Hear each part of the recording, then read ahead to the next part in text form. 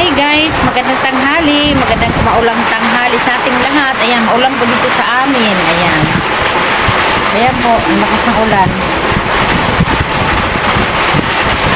Malakas pang ulan, tapos may kasama pa pong ulog at kidlat. Ayan. Ayan. Papakita ko po sa inyo ang stocks po namin ngayon ng mga juices. Po, meron po kaming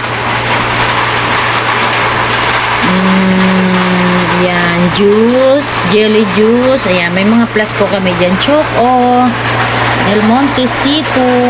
Ayan. Dito lang po sa second layer. Ayan, may mga pineapple in can, Chucky, Moo, Choco, Dutch Mill. May sterilized din po yan. Ayan. Thank you dahil marami pa pong stocks ang aming chiller. Okay, pangatlong layer na po, mga soft drinks na po yan. Coke, Sprite Royal na 8 ounce, take 11 pesos lang po yan lahat.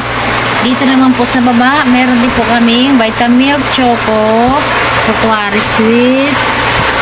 Meron po kaming Delight na malaki, Nestea, Cito Water, yan, Cito Gatorade, Alaska, Yakult, at Jelly Juice. Ayan. Sa baba naman po, 1.5 Yakult,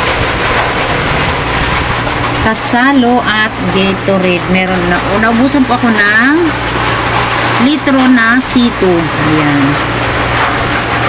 Nakalimutan ko po kanina. Pero bumili po ako. Ayan. Yan po ang laman ng aming chiller. Nakalimutan ko po kanina ipapunch ang isang push cart. Ayan. Yun lang guys. Bye-bye.